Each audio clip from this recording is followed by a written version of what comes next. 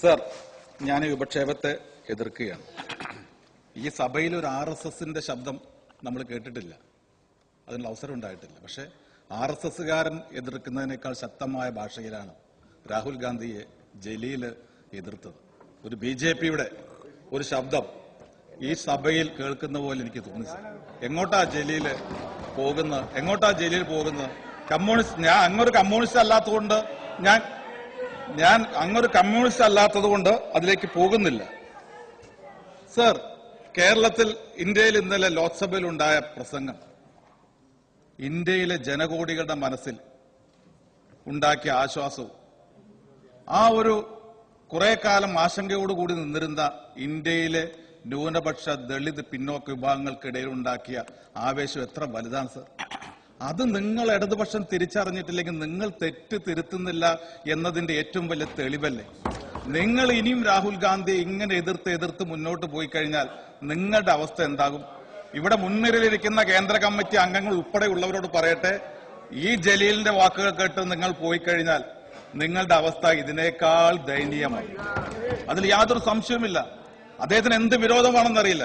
India രാജ്യത്ത് RSSനെ എതിർത്തോ രാഹുൽ ഗാന്ധി എന്നാ ചോദിച്ചത്. അങ്ങേക്കറിയില്ലേ, RSSനെ എതിർത്തതിന്റെ പേരിലല്ലേ അദ്ദേഹത്തിന്റെ പാർലമെന്റ് അംഗത്വം നഷ്ടമായത്? സവർക്കറെ എതിർത്തില്ല എന്ന് പറയുന്നത്, സവർക്കർക്കെതിരായി എന്തുമാത്രം ഇന്ത്യ മുന്നണിയിൽ നിന്ന് മഹാരാഷ്ട്രയിലെ ഘടകകക്ഷികൾ പോലും സവർക്കർക്കെതിരെ പറയരുത് എന്ന് പറഞ്ഞപ്പോൾ അതിൽ നിന്ന് ഒരിഞ്ച് പിന്നോട്ട് മാറാതെ സവർക്കർക്കെതിരെ പ്രസംഗിക്കാൻ തന്റെ ഇടം കാണിച്ച ഒരു നേതാവ് ഇന്ത്യ രാജ്യത്തുണ്ടെങ്കിൽ പ്രിയപ്പെട്ട ജലീലെ, അത് രാഹുൽ ഗാന്ധിയല്ലേ. എന്താ ഈ പറയുന്നത്? നിങ്ങൾ കുറെ ആളുകൾ കൈയടിക്കുന്നു. എങ്ങോട്ടാ ഇത് പോകുന്നത്?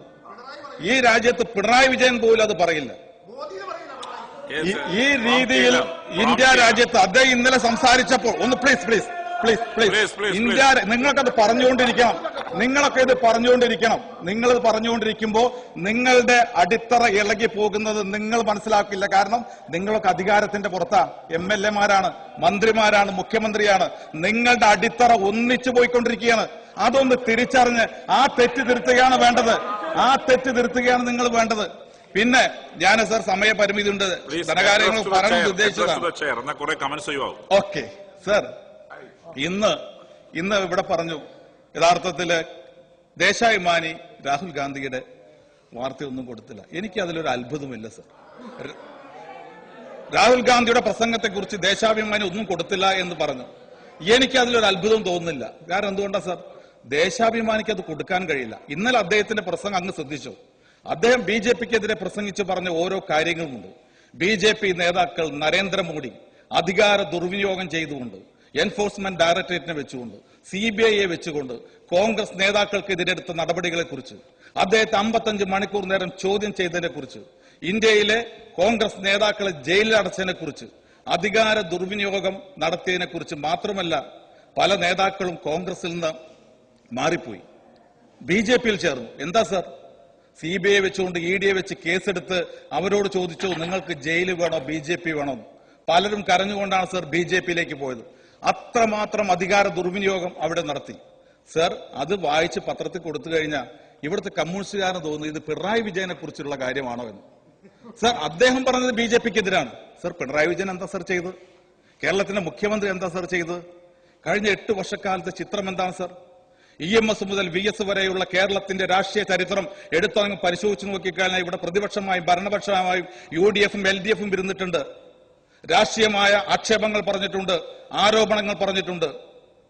പക്ഷെ ആരോപണങ്ങൾ പറഞ്ഞതിന്റെ പേരിൽ പ്രതിപക്ഷത്തിരിക്കുന്നവരെ വിജിലൻസ് കേസിൽ കുടുക്കിയ ഒരു മുഖ്യമന്ത്രി കേരളത്തിൽ ഉണ്ടായിട്ടുണ്ടോ? EMS മുതൽ VS വരെയുള്ള നേതാക്കളുടെ ചരിത്രം എടുത്തു കഴിഞ്ഞാൽ ഇല്ല എന്ന് കാണാൻ കഴിയും. പക്ഷേ പിണറായി വിജയൻ ചെയ്ത് എന്താ സർ? പിണറായി വിജയൻ എത്ര പേർക്കെതിരെയാണ് വിജിലൻസ് കേസെടുത്ത്? എത്ര പേർക്കെതിരെയാണ് ക്രൈംബ്രാഞ്ച് കേസെടുത്തത്? അഴിമതി ആരോപണം പറഞ്ഞു കഴിഞ്ഞാൽ സർ, ഉമ്മൻചാണ്ടിക്കെതിരെ അഴിമതി ആരോപണം എത്രമാത്രം ഇവിടെ വന്നതാണ്? അദ്ദേഹത്തിന്റെ കുടുംബത്തിനെതിരെ വന്നതാണ്. സർ, ആരെങ്കിലും, ഉമ്മൻചാണ്ടിയോ ആരെങ്കിലും അന്ന് ആക്ഷേപം പറഞ്ഞ, അഴിമതി ആരോപണങ്ങൾ പറഞ്ഞ ആർക്കെങ്കിലും എതിരെ വിജിലൻസ് അന്വേഷണം നടത്തിയോ? സർ, എന്താണ് ഇപ്പൊ കേരളത്തിലെ സ്ഥിതി? നരേന്ദ്രമോദി എന്താണോ ചെയ്തത്? നിങ്ങളതിവിടെ ചെയ്യുകയാണ്. നിങ്ങൾ മുഖ്യമന്ത്രിയെ കുറിച്ച്, ഉമ്മൻചാണ്ടിയെ കുറിച്ച് ആക്ഷേപം പറഞ്ഞപ്പോൾ, അദ്ദേഹത്തിന്റെ കുടുംബാംഗങ്ങളെ കുറിച്ച് ആക്ഷേപം പറഞ്ഞപ്പോൾ ഏതെങ്കിലും MLA വീട്ടിലേക്ക് സർവേയർ അയച്ചോ? ഏതെങ്കിലും MLA വീട് അളക്കാൻ പറഞ്ഞോ? ഭൂമി അളക്കാൻ പറഞ്ഞോ? ഏതെങ്കിലും MLA വീട്ടിലേക്ക് വിജിലൻസിന് അയച്ചോ? ഇല്ല. ഞങ്ങൾ അതിനെ രാഷ്ട്രീയമായി നേരിട്ടു. അതല്ലാതെ നിങ്ങൾ ചെയ്യുന്നത് പോലെ ആക്ഷേപങ്ങൾ പറയുമ്പോൾ അതിന് അധികാരം കൊണ്ട് BJP നേരിട്ടതുപോലെ നേരിടുകയല്ല. സർ, എന്താ പിന്നെ BJP ചെയ്തത്? ഞാൻ പറഞ്ഞല്ലോ, ഒരുപാട് നേതാക്കളെ BJPയിൽ നിന്ന് കോൺഗ്രസിലേക്ക് കൊണ്ടുവന്നു. ഞങ്ങൾ അതൊക്കെ കഴിഞ്ഞിട്ടാണ് മത്സരിച്ച് ഈ വിജയം നേടിയത്. ഞങ്ങളോടൊപ്പം നിന്നിരുന്ന ഓരോ സംസ്ഥാനത്തെയും നേതാക്കൾ അവരെയൊക്കെ വലിച്ചു വന്ന് നിങ്ങൾ BJPയിൽ ചേർത്ത് കഴിഞ്ഞാൽ കോൺഗ്രസ് തകരുമെന്ന നരേന്ദ്രമോദി കരുതിയത്. നിങ്ങളും ചെയ്തില്ല സർ. കേരളത്തിന്റെ ചരിത്രത്തിൽ KPCCയുടെ ഭാരവാഹികൾ, യൂത്ത് കോൺഗ്രസിന്റെ നേതാക്കൾ, MP-മാരും മന്ത്രിമായിരുന്നവരെ നിങ്ങൾ ഓരോരുത്തരായി നരേന്ദ്രമോദി ചെയ്യുന്നത് പോലെ നിങ്ങളും കമ്മ്യൂണിസ്റ്റ് പാർട്ടിയിലേക്ക് എടുത്തില്ലേ? എന്ത് കൊടുത്തിട്ട്? ചിലർക്ക് നിങ്ങൾ കോർപ്പറേഷൻ കൊടുത്തു, ചിലർക്ക് നിങ്ങൾ ദേവസ്വം ബോർഡ് കൊടുത്തു, ചിലർക്ക് നിങ്ങൾ ക്യാബിനറ്റ് പദവി കൊടുത്തു. ചില അംഗങ്ങളാക്കി. എന്തായി സർ?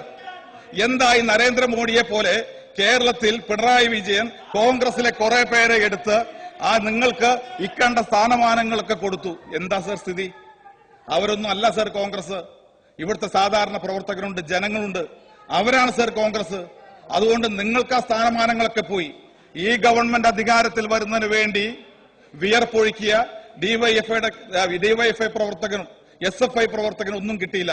മറ്റു പലർക്കും കോൺഗ്രസിനെ തള്ളിപ്പറഞ്ഞു വരുന്നവരൊക്കെ ഞാൻ പറഞ്ഞല്ലോ, ദേവസ്വം ബോർഡ് ചെയർമാനും കോർപ്പറേഷൻ ചെയർമാനും ഡൽഹിയിൽ ക്യാബിനറ്റ് പദവിയും കൊടുത്തു. സർ, എന്താ കേരളത്തിലെ കമ്മ്യൂണിസ്റ്റ് പാർട്ടി 8 വർഷം കൊണ്ട് നിങ്ങൾ ചെയ്തത്? ഇതാണോ രാഷ്ട്രീയം? ഇതാണോ കമ്മ്യൂണിസം? ഈ രാജ്യത്ത് കോൺഗ്രസിനെ ഇങ്ങനെ ഇല്ലാതാക്കിയിട്ട് BJP വളരണമെന്നാണോ നിങ്ങൾ ആഗ്രഹിക്കുന്നത്? ഈ രാഷ്ട്രീയം തിരുത്തണമെന്നാണ് ഞങ്ങൾക്ക് അഭ്യർത്ഥിക്കാനുള്ളത്. സർ, ഞാൻ 1-2 മിനിറ്റ് കൂടി. സർ, ഇന്ന് ഞാൻ ശരിയാണോ എന്ന് എനിക്കറിയില്ല. ബഹുമാനനായ ശ്രീ രാജീവിന്റെ ഒരു പ്രസ്താവന കണ്ടു. ദേശീയ കേന്ദ്ര കമ്മിറ്റിയിൽ അദ്ദേഹം പറഞ്ഞതായി കോൺഗ്രസിനോടൊപ്പം ചേർന്നതുകൊണ്ടാണ് ദേശീയ തലത്തിൽ തിരിച്ചടി ഉണ്ടായത് എന്ന് അദ്ദേഹം പറഞ്ഞതായി വാർത്ത കണ്ടു. അദ്ദേഹം അങ്ങനെ പറയുമോ എന്ന് എനിക്കറിയില്ല. പറഞ്ഞിട്ടുണ്ടെങ്കിൽ എന്താണ് സർ സ്ഥിതി?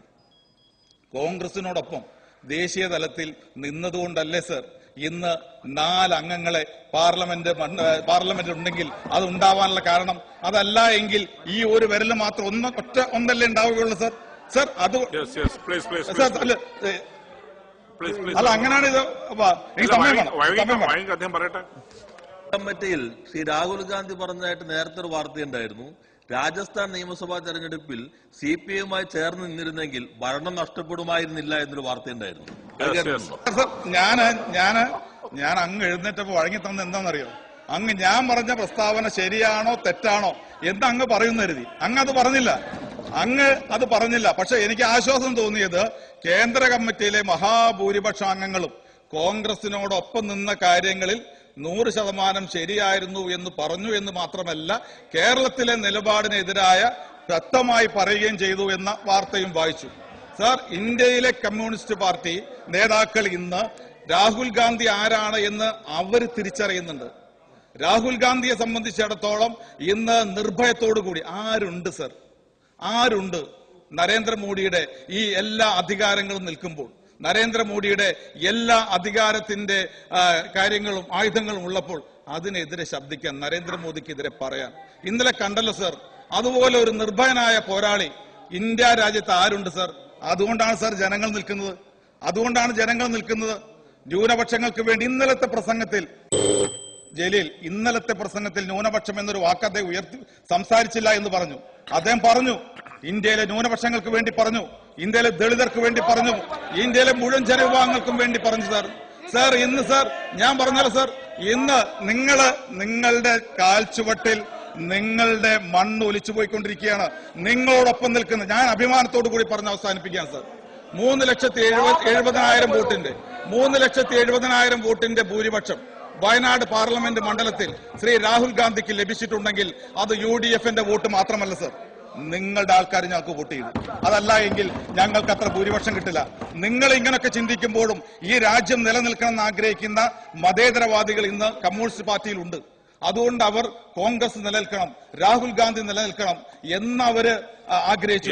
അതുകൊണ്ടാണ് അവരുടെ വോട്ട് പോലും രാഹുൽ ഗാന്ധിക്ക് ലഭിച്ചത്. സർ, എനിക്ക് അതുകൊണ്ട് അഭ്യർത്ഥിക്കാനുള്ള, ജലീൽ വളരെ വളരെ കടന്നുപോയി. അങ്ങേ പോലെ ഒരാൾ ഇന്നത്തെ രാഷ്ട്രീയ സാഹചര്യത്തിൽ രാഹുൽ ഗാന്ധിയെ പോലെ ഒരു നേതാവിന്, ഞാൻ പറഞ്ഞല്ലോ ഇതുവരെ, ഇന്ന് വേണമെങ്കിൽ നമുക്ക് അദ്ദേഹം പ്രതിപക്ഷ നേതാവാണ്, ഇന്ന് അദ്ദേഹം ഒരു വലിയ മുന്നണിയുടെ നേതാവ് കൂടിയാണ്. പക്ഷെ ഇതൊന്നും ഇല്ലാത്ത സമയത്ത് ഇന്ത്യയിലെ വാർത്താ മാധ്യമങ്ങളൊക്കെ, ഇന്ത്യയിലെ കുത്തക പത്രങ്ങളൊക്കെ അദ്ദേഹത്തെ എഴുതി തള്ളിയപ്പോൾ പോലും ഒരു പ്രയാസവും കൂടാതെ, ഒരു ഭയപ്പാടുമില്ലാതെ മുന്നോട്ട് നീങ്ങി നരേന്ദ്രമോദിയെയും RSSനെയും എതിർത്ത നേതാവാണ് രാഹുൽ ഗാന്ധി എന്ന കാര്യം അങ്ങ് വിസ്മരിച്ചുകൊണ്ട് അങ്ങ് ഇവിടെ സംസാരിച്ചത് RSSന്റെ ശബ്ദമാണ്, അങ്ങയുടെ ശബ്ദം എന്നുള്ളത് കൂടി പറഞ്ഞുകൊണ്ട് ഞാൻ സർ ഈ ഒരു ഉപക്ഷേപത്തെ എതിർക്കുകയാണ് സർ.